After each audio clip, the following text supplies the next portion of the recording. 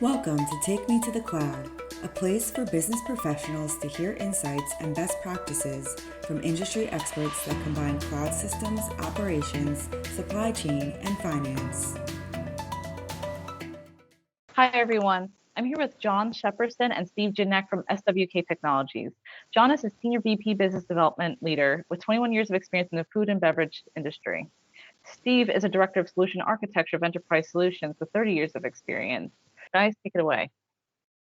Thank you, Kim. Appreciate it. Just want to talk a little bit about what we're going to talk about today.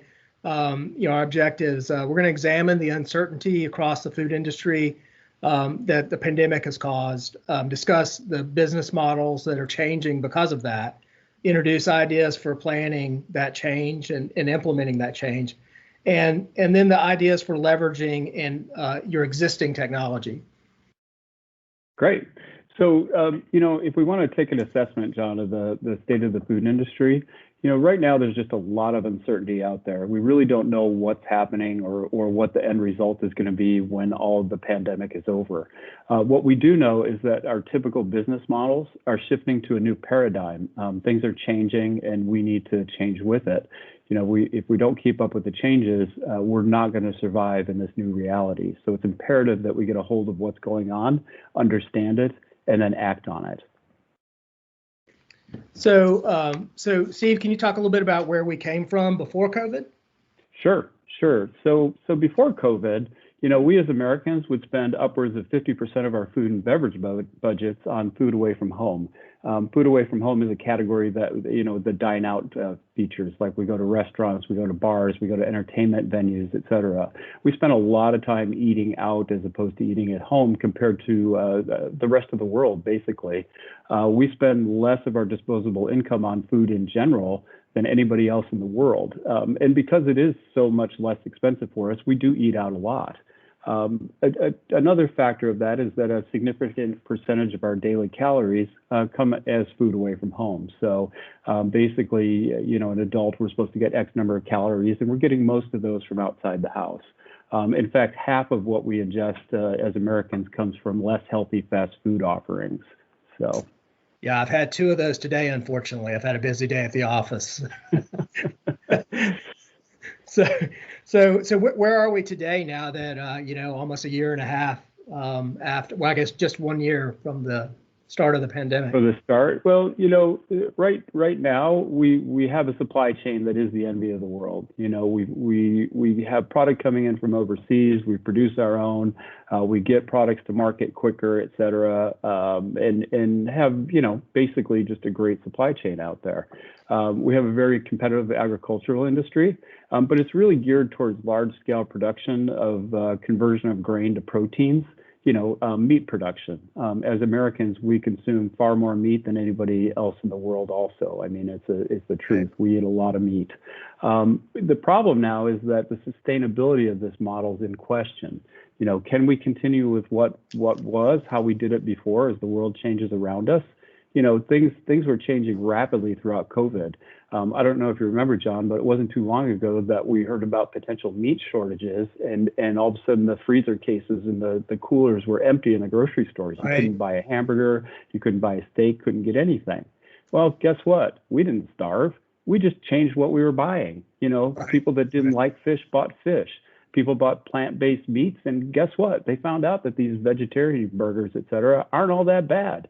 So, we started just buying other things, which kind of shakes up the industry then. We also have an issue with diversity. We really don't have supply chain diversity. We really rely on our current supply. We have 1 or 2 primary suppliers. We get all of our stuff from them, and we don't really worry about going beyond that. Well, disruptions, when they happen, ripple across the whole industry. We saw that with COVID, where all of a sudden, as producers, we couldn't get the ingredients we need. We couldn't buy the groceries we wanted, et cetera. Yeah, to your point, though, about the supply chain and how good it is and where we are, even when we had those issues, it didn't last that long. It was only like a month, maybe. Right. Is all it lasted, and then they figured it out. So. Exactly. Exactly, but it showed what could happen, and that's the thing is as you know, food manufacturers, as producers, you know, we Right. have to be prepared for what do we do when we can't get the things that we need to make the products we normally sell. You know, Right. Right. So, so. so how has that how has our food purchases, how has that changed now during the pandemic? Well, like I said before, before the pandemic, you know, roughly 50% of our food that we ate every day came from food away from home. So we'd go out to bars and restaurants, et cetera. Now, 60% of that category, so 60% of the food away from home category is now in the food at home category. So if you look at that on that basis, if we had 50% as food away from home now, that's dropped down to about roughly 22% or so Right. of our food is now away from home, and the rest we're just eating at home. So Right. here's the part that is really hard for the food service industry. We can buy a lot more food for a lot less money when we eat at home. That's right. Calories are cheaper, and we spend less to get them. You know. Yeah, before Um, the pandemic, I was on an airplane a couple times a month and gone for most of the week. And I've got teenage boys and my wife works, and so certainly she was getting takeout and pizza and whatever was easiest. Now that I'm home, first part of the pandemic, much to her chagrin, she realized I was going to be there all the time. But now I'm cooking every night, right? I literally cook every single night. And so that also means I go to the grocery store almost every day because I think I can buy enough groceries for my two teenage boys, but in fact, I cannot. Yes, yes. I don't envy you that task. I'll tell you that. So, yeah, and coupled with you learning how to cook, that's the whole world. All of America has learned how to cook. We learned how to buy groceries. We're learning how to cook again, and we're learning it can be fun if we make it fun. And here's something I heard the other day that as far as food away from home goes, that there's an estimate that 30% of restaurants have closed permanently. So out of all the restaurants that are out there, roughly 30% have closed and are not going to reopen because they couldn't sustain it for that long without any business. And now that we're all learning how to cook and everything, chances are that's not going to come back, the way it was before. The way we buy groceries has shifted. You're going to the grocery store every day, but a lot of the population isn't even going to the grocery store anymore. They go do curbside pickup at Walmart or Kroger's Click List and different things like that, or they do home deliveries, whether it be Walmart does home deliveries. I think some others do. I think Uber and a couple others had tested some markets on doing grocery delivery also. And it has picked up steam. There's a lot of people that just do that now. They don't even bother going to the store anymore. And coupled with that, I mean, food away from home has shifted too, since, we couldn't go sit in a restaurant or it was limited capacity or we could sit outside, but geez, it's New York in February. I'm not going to go sit outside and eat. Grubhub, Uber, took off like crazy. DoorDash, delivering food to your house. You could virtually get anything you want that you would had to go out for before and get it picked up by one of them and brought right to your door. Those guys really had a huge advantage during the pandemic. Their business models blew up. Yes, yeah. And the other part is, even the regular restaurants, started doing curbside pickup. So even if you didn't get a delivery, you had the option to call them or go online and put an order in and then go pick it up, And then also fast food, drive-through just went crazy. I still go by a McDonald's or a Panera or even Starbucks, and the lines that are there for drive-through now are just ridiculous. Right.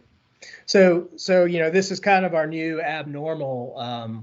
And I don't see this changing anytime soon, really. What are your thoughts on that? Yeah, no, I mean, it is the new abnormal or the new normal, if you want to call it that.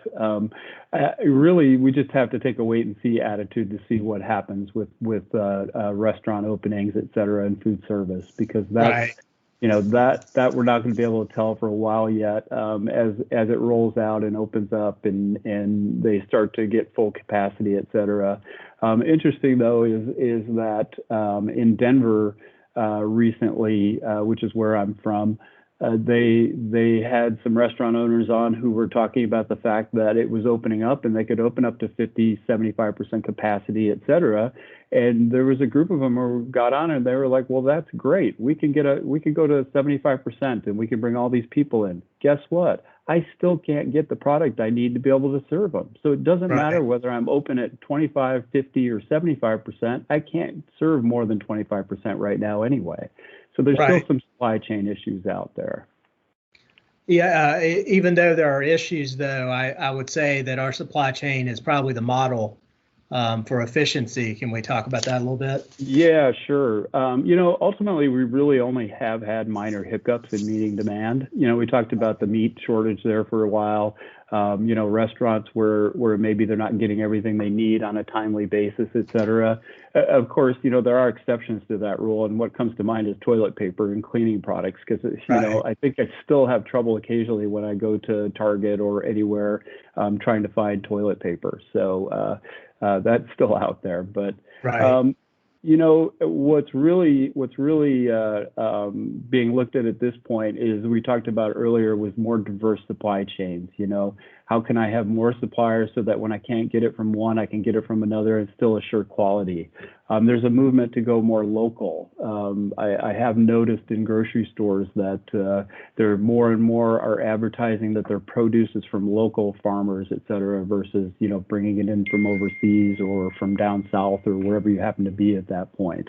But there's also a movement to reduce lead times if possible. Now, I'm not sure that can really be done. I think if we start to go more local, then it can be done, because now you can make a phone call and have something in a couple of days versus, now I have to place a PO out there to get something from South America or Mexico that I have to wait 2-3 weeks for. So it is possible. So how is all this going to affect manufacturing in the food business? Well, so ultimately, there are a lot of challenges and opportunities because the industry is changing. So basically, what we have to look at is the high levels for growth and profitability. They're fundamentally the same now as they were before. We have to worry about innovation and transparency.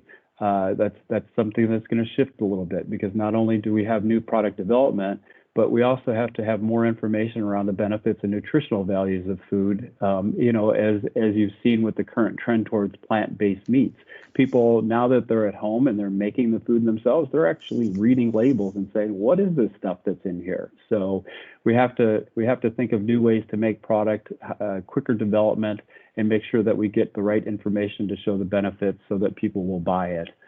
Quality. We're always facing challenges meeting regulations like FSMA, the food safety initiatives, but also are facing evolving expectations, especially around growing environmental concerns. What's the sustainability of some of these products that we're using and what we're ingesting, et cetera. And supply and demand, which is typical. We have the push-pull seasonal nature of products, coupled with a core supply chain process. But we also have concerns about sustainability now. Can we keep going this way? And at the same time, we have to embrace this new green initiative that's out there. It's starting to impact the availability of ingredients and raw materials. Making sure that we're getting organic or clean ingredients, clean raised beef, et cetera. No GMOs and things like that. So, and operational efficiencies. If we're changing products all the time, that affects our equipment utilization. Our downtimes increase and people need to be retrained in new processes. So we really have to look at how we can change that so that we can make sure that we're getting the best of both worlds, that we can quickly adapt to this new reality, new products, make sure that we're giving people the right nutritional information and showing a real benefit to that product, but also being able to modify our equipment and how we make products to not put ourselves in the hole. Right. So we really take all that, and it has to be tied together with financial and business insight. We still operate in a lot of individual silos in our business. We're still in spreadsheets. We still have ERP systems that are maybe a little antiquated, et cetera. We have to look at all that and say, what does that mean? How does it affect us? And what do we need to do to improve? Right. Fast forwarding a little bit, now that we are moving forward here and things are starting to open up. I got my second shot Monday, which I'm pretty excited about. How do we determine what's going on in the world, and how do we adapt to those changes? So basically, the food and beverage industry is known for fast changing predictions. It's always been the case. Things change quickly in the industry, but this year has been an extreme. Everybody forgot about sustainability, of the industries and the dangers of plastics and other hard to dispose of packaging. But then we all started to get our food to go, and all of a sudden that came back. People are like, well, why is all this styrofoam, this plastic, this, et cetera? We need to find different ways of doing this. So that's become a concern in the industry now, is how do we do packaging when we're buying products off the shelf? We have to find more sustainable packaging that's acceptable to today's consumer, that's environmentally concerned, worried about the green initiative, et cetera.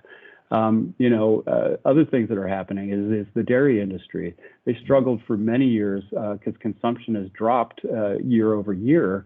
But at the same time now, state budgets tightened up, and then when the schools all went out and everybody stayed home, all of a sudden, there was just no need for all this milk that we normally put into cartons and bottles and distribute to the kids across the country. Right. That led to just reports in Wisconsin and California and other big dairy states of millions of gallons of milk being dumped because there was no place to take it any longer. Right. So how does the FASMA compliance come in here? Well, the spirit of the regulations are spot on. We may all cringe when we hear FSMA, but the spirit was there, okay? And really, we could take a lesson from that, because that's all about assessing a situation and implementing a fast response to a changing market. So when all that food safety stuff first came out and is still ongoing today, a lot of it revolved around some of the recalls that came out with produce, et cetera, and they quickly grabbed a hold of that and investigated what happened and put in some fast responses to protect the public. We need to be able to do the same thing in food and beverage in response to what the changing market conditions are. We need to ask ourselves, what if my customers go away? Okay, I'm a food service manufacturer or distributor, and now food service is down by 22% of what it was before, or 50%, or 75%, or whatever it might be at this point. Right. Do I have to figure out how to get a more diverse customer base? And if so, how do I acquire them? Those are things that we need to think about. E-commerce has been growing for years. We know that. But when it comes to grocery, it's still say consumers prefer shopping in a grocery store. They like to be able to touch things, see things, and there's a lot of impulse buying that goes on. People just like to see what's new, But through the pandemic, the trend towards the opposite is becoming evident. So as that continues, as people are more willing to buy things online and have them and pick them up or have them delivered, you have to figure out how are we going to reach those customers, Right. So, that's and if we don't change, we'll end up like the dairy farmers that I talked about before, as well as, stories of when the slaughterhouses went down, the meat packing plants, because of COVID, that they had animals that were out there that had nowhere to be processed, so they couldn't get them to market any longer because they had no plants to take them to, because the plants were shut down for 2 or 3 weeks or a month or whatever it might be at that point. How do we change that? What do we need to do in those areas to make sure that if I'm relying on something from those industries, how do I still get them? Another area is automation. Everybody's always talking about a bigger need for automation, right? Well, that's true. So when workers can't show up, because of COVID or something, if we had automated systems, we could do more with less. So we're less impacted if we have more automation. But that actually is a double-edged sword, because with automation, it usually means less flexibility. So if we're going to try and make fast changes and move in a market that in a changing direction, having too much automation might actually hurt us at this point also. So it's kind of a balancing act that you have to look at from your standpoint of your systems, your manufacturing, and how it might go, But there isn't one possible change that's the magic elixir. No magic wands here. You really need to look at and take the steps you need to take will depend on your business. You have to examine all aspects of the business model continuously. Wrapping things up, now that we've talked a lot about consumer habits changing, the economy changing, quite honestly, and really everything.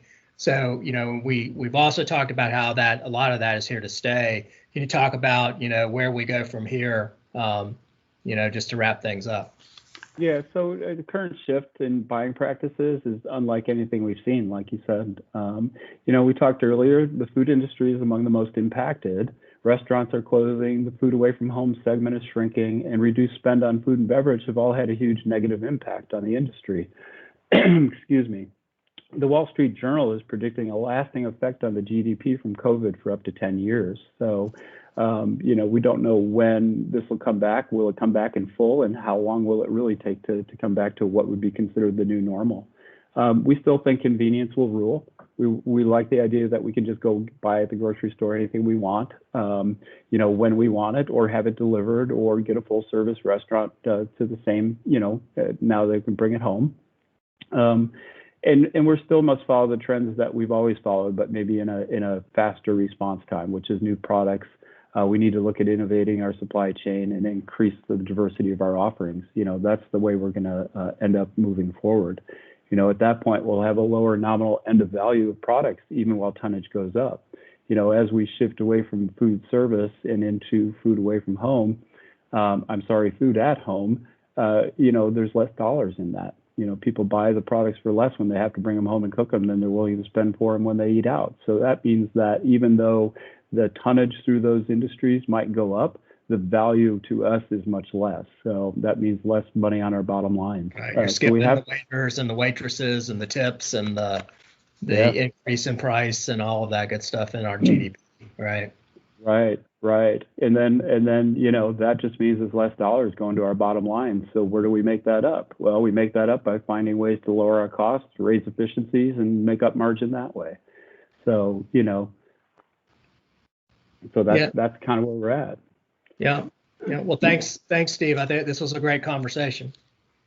Yeah. So one area that we really, talk about is the core ERP at manufacturing companies. That there are places that you can make improvements just within your ERP, or really doing an assessment of your ERP to see if it really will work for you long term, and if not, what you need to do to try and figure out what you should replace it with. So, in a future podcast, we're going to have a discussion on what to look for on your ERP system as to whether it meets your needs, and then how you can either improve the usage of that ERP system and or find the right system to replace it with. So, well, thank you both. That was a great discussion on the pandemic's impact on the food industry and how business models are changing in response. We'll catch you next time.